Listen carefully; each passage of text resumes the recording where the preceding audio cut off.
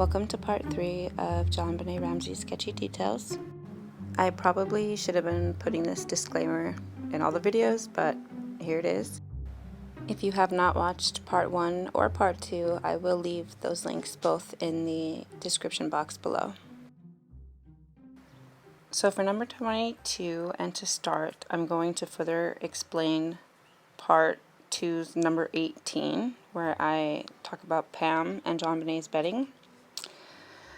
Well, if you look here, this is, exact quotes from Detective Steve Thomas, who was one of the first on the case.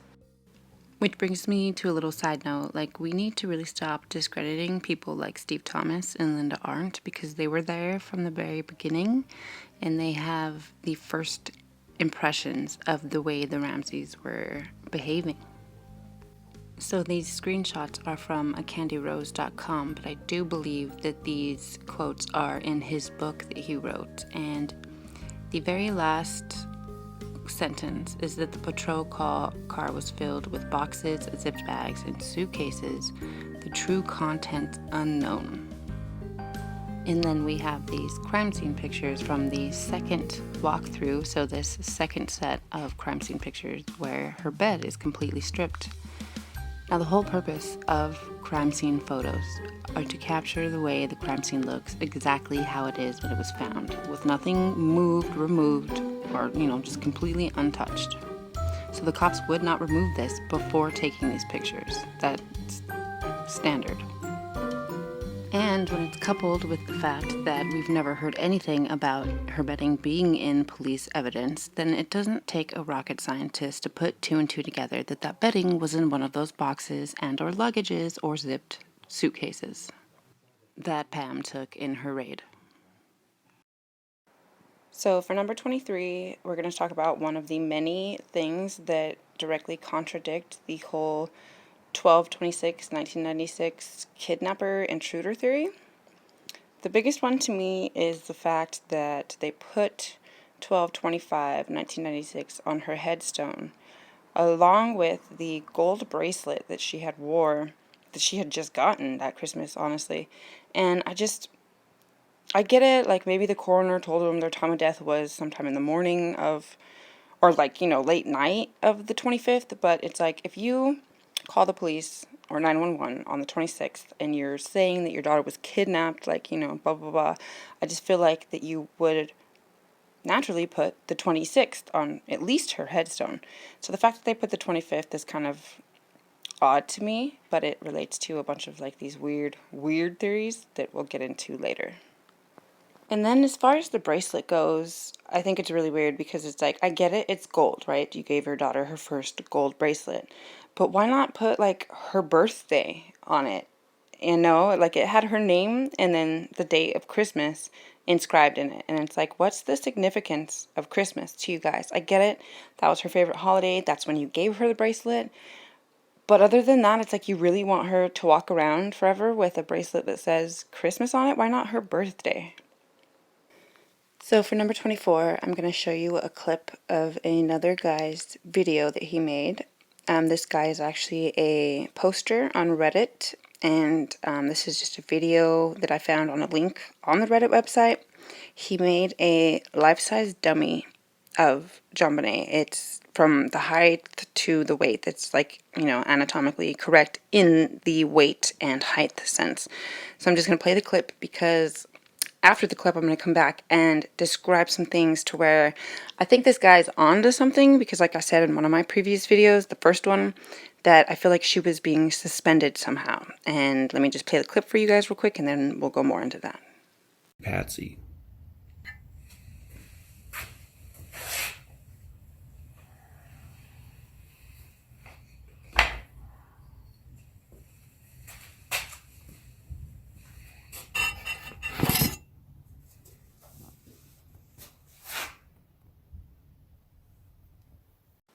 So in that, he's explaining and demonstrating that the 17 inches of cord that were connected to her hands were so that the hands could clear the head and be used to suspend her. I I kind of agree with this like a lot. A, because I already have thought for a long time that she was suspended, but also because the supposed hearts on her hand, or the supposed heart on her hand, I've already told you guys that I thought was carved. That's clearly, it's an impression. It's not drawn on her hand. If she was to be suspended in the exact way that this guy just showed us, but her hands were closer to the bar that the rope was on, she could have been grasping at that bar, and it could be the ends of that bar, that piece of wood, whatever, that are digging into her hands as she's trying to lift herself up to be able to breathe, to loosen the rope. So I feel that that's very, very possible. Like, it's an indentation from her hands and her weight being on the end of whatever was holding her up. But I still kind of lean more towards the fact that these were carved, because in the second arrow at the bottom right, this looks like an older scar. And that scar to me looks like an R or a star or something. And the scar, well, it's not even a scar yet, it's a wound that's in the middle of her hand, does not look like a heart to me, first of all, like at all. But that one's clearly fresher. You can even see like blood, really. And then if you notice on the first arrow, her at the base of her thumb is completely bruised. And then encircled is something that to me looks like a burn blister. So there was clearly like weird wounds going on with her hands, and the second arrow is clearly an older scar. So this has like happened before. Something was carved into her hand once before. What's also related to her being suspended, I feel, is so the head wound she had was a closed, depressed fracture, meaning closed, meaning the skin wasn't broken, and depressed, meaning that there was a piece that had fallen onto the brain. I've always, for some reason, felt that the reason why the skin wasn't broken is because she wasn't hit on the head with anything, was that whatever they suspended her by broke and she fell, and her head hit first on maybe the cold cement floor of the cellar room that she was found in. I don't know, but I've always kind of felt like it was because she fell that it broke, and that's why the skin wasn't broken and it's still depressed and still was such a dramatic fracture, is because maybe she was real high up and the fall, her head took the brunt of it. She fell directly on the top of her head, maybe, you know? These are all just theories. But for number 25, we're going to go and try to put ourselves into the psyche of Patsy, or at least, try to peer into her psyche a little. So it's already quite obvious that Patsy was vicariously living the pageant life through Jonbenét, because she was a Miss America contender, meaning she never won. And Nedra was quoted as saying she was going to be she was going to be our little Miss America. So she was clearly living vicariously through Jonbenét in that way. And when somebody when somebody stops seeing somebody as a human, as a person, and they start seeing them as an object and a means to get something that they want, they tend to start mistreating those people. And as you can see in these two pictures that I've just shown of Patsy and Jonbenét, Patsy is holding Jonbenét by her arm, by her elbow, and her bicep quite firmly in both pictures, it seems. And these are clearly taken at two different years based off of the age that Jonbenét looks. And so Patsy clearly had a habit of grabbing Jonbenét by the arms. And if you look here, she clearly has a bruise in that exact area. And there's no doubt in my mind that Patsy is the one that put that bruise there on Jonbenét, for sure. One of the first things that the Ramseys did was to seal the family's medical records, even on the children, and I thought that was super sketchy. But we did end up getting a little bit that showed that Jonbenét had a series of injuries, a few of which were, supposedly said to be falls, that she kept falling, all right? I kind of call bullshit. We know that Burke has hit her in the face with a golf club before, so I'm almost positive that he has pushed her, and that's some of the falls that we get. But obviously nobody was, like, okay, maybe, let's say that she did fall. Where were the parents? Why weren't they watching her? So that shows these, like, these signs of neglect, and neglect is a form of abuse. And while we're on the topic of abuse, let's take a look at these pictures of Burke Ramsey. Now, in these pictures, you can judge off of Jonbenèt's age that they are clearly taken at different times in different years. So these are 3 different pictures of Burke with a black eye. So somebody is clearly punching him in the face. And I believe that this picture here is taken after Jonbenét had to have the surgery on her eye. So this is after he hit her. Maybe it was payback, or, you know, maybe John punched him for doing that to Jonbenét. Who knows? Patsy could have punched him for all we know. My point is that both children show signs of physical injuries happening quite often, and injuries that aren't necessarily easily just chalked up to accidental injuries. Also, we all know that the bedwetting and Burke's fecal smearing problem is a huge sign of abuse, mainly sexual abuse, but also I want us to look at going back to my previous accusation of neglect. Now, 6 and 9 are well above the age of them knowing how to be potty trained. And Burke's fecal problem is nothing that you can just train a kid to stop doing. Like, that is deeply seated psychological problems. But as far as the neglect goes, like, Patsy clearly, like, her go-to was just, okay, throw Jonbenét in pull-ups instead of, like, trying to retrain her, if at all she even trained them in the first place, because it seems like they've always had problems with that. And I don't even know how she handled Burke's problem. She didn't, probably. She probably just swept it under the rug. But with Jonbenèt's, she just put a plastic sheet on the bed like that. Like, ask yourself, if you're a mom, would you do that? Like, is that how you would handle that situation? Hell no, it's not. Not at all. And for anyone who still wants to try to deny that there was bedwetting problems in both children, just look at the fact that both children had 2 beds in their bedrooms. Think about it. And I don't mean to jump back to neglect, but at the time that they were having Patsy's 4-year 40th birthday, neither one of Jonbenèt's parents are quoted as saying that they remember seeing their own child at that party. So it's like, clearly they didn't give a fuck where she was because they were too busy being social and, you know, entertaining guests and stuff, that they could care less where Jonbenét was. So there's very, very telltale signs of neglect, and there's also signs of sexual abuse. But also, I feel like Burke had ADHD. I feel like he was the type of child that would lash out and was always angry, because in a lot of these pictures you can see he's making like a fucked up face, and he seems like he's like being forced to be there. And there's also a few pictures where John is like holding Burke in place. Some of them are by his neck, most of them are by his shoulders, and it's clear that he doesn't want to be there. Plus, we cannot forget the way his behavior at her memorial service. Actually, I have a little clip here I want to show you guys.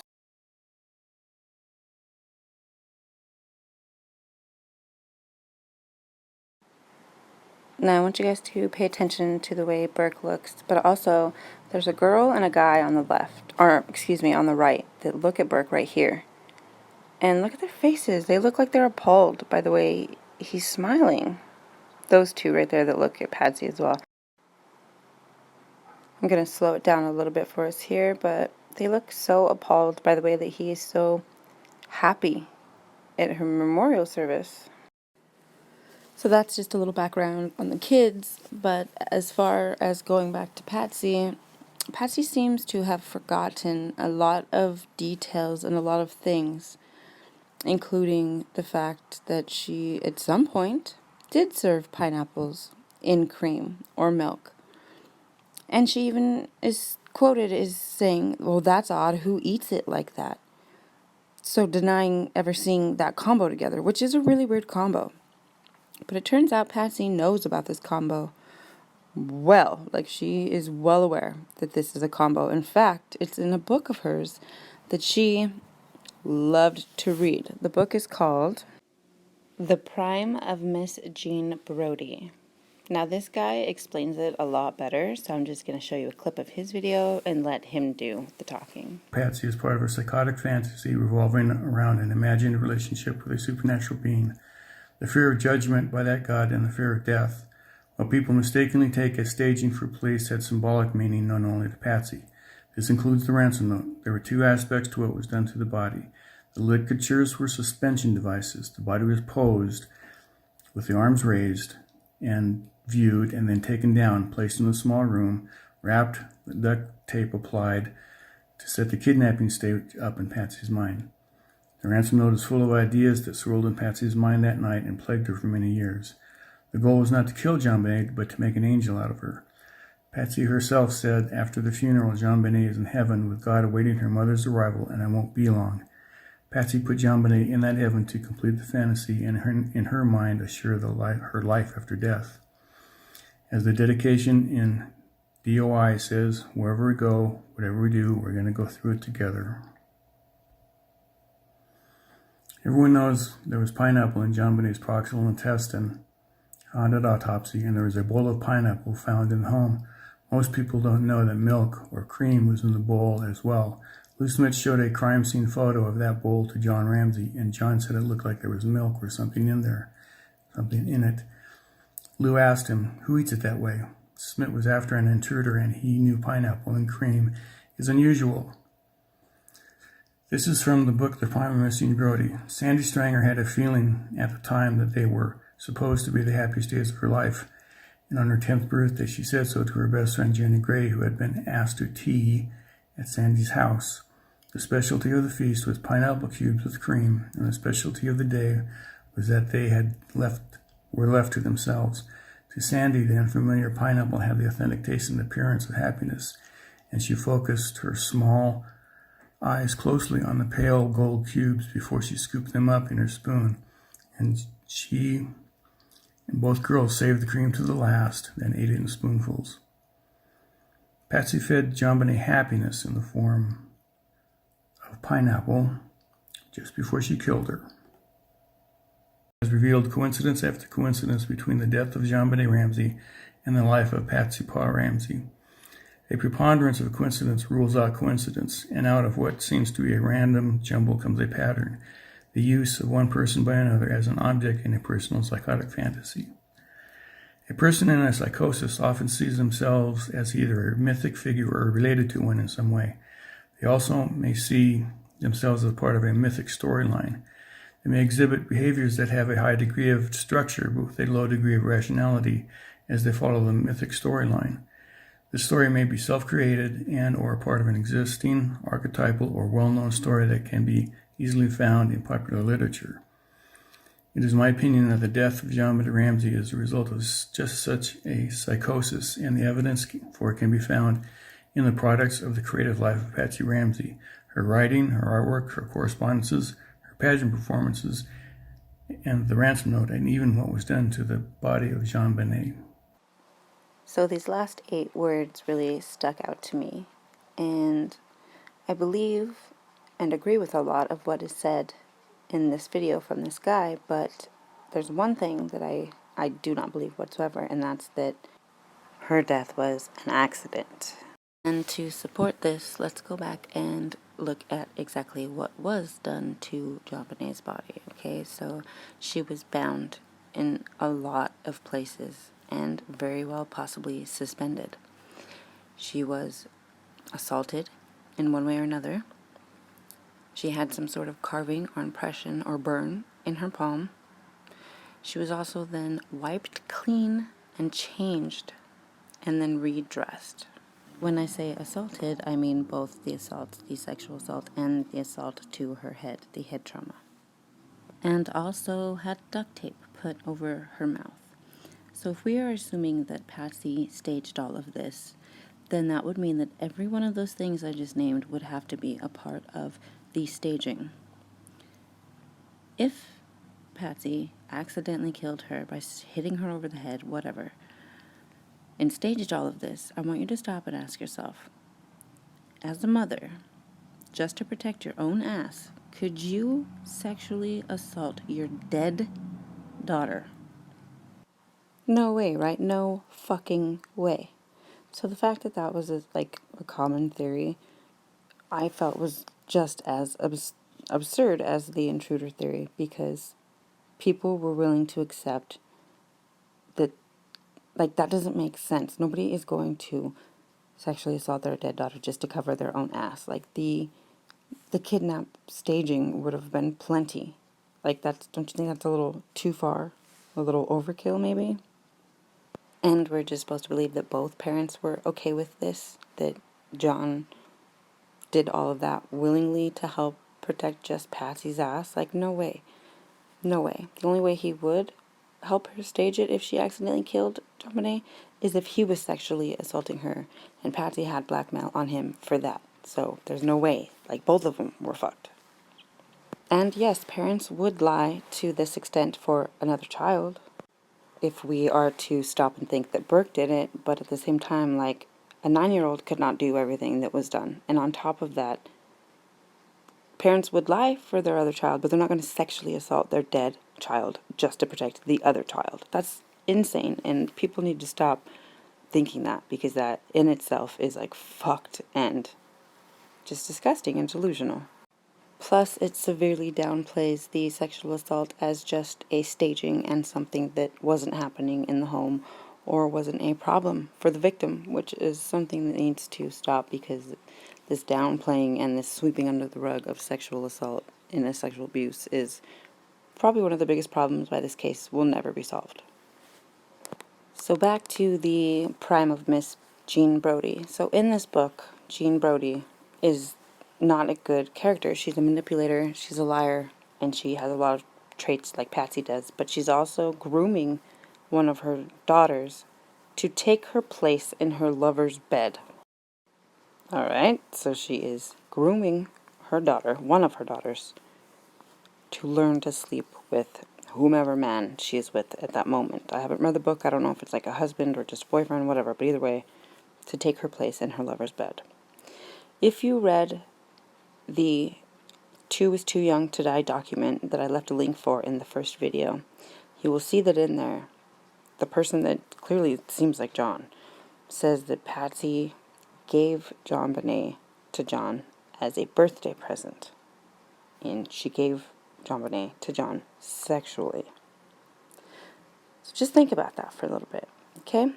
I'm just going to let that all ponder in your head and, let you guys sleep on that, because this is where I'm going to end this video, and I thank you guys for watching. There will be a 4th one, so please like, subscribe, and share, and God bless.